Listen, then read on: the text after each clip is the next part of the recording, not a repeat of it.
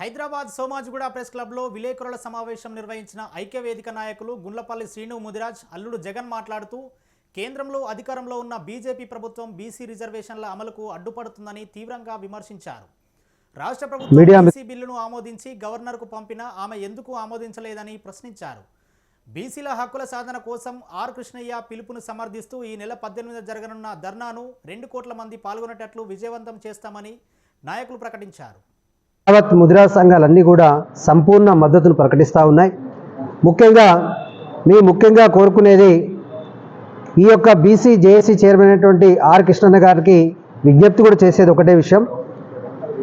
ముఖ్యంగా రాష్ట్ర ప్రభుత్వం 42% రిజర్వేషన్ సంబంధించి జీవోని విడుదల చేసింది. దానికి ఎప్పుడైతే ఈ బిల్లు ప్రవేశపెట్టినప్పుడు అన్ని పార్టీలు కూడా మద్దతు పలికినాయి. కానీ కేంద్ర ప్రభుత్వం యొక్క పాత్ర అనేది ఇప్పుడు చాలా ముఖ్యమైనటువంటి అంశం.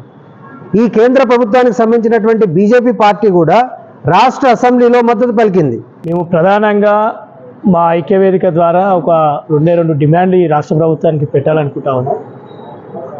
ఈరోజు ఏదైతే 42% రిజర్వేషను ఈరోజు మాకు బీసీలకు ఇస్తున్నటువంటి ప్రభుత్వాన్ని అడ్డుకున్నటువంటి ఎవరైతే ఈరోజు అగ్రవర్ణ కులాలకు సంబంధించినటువంటి ఒకటే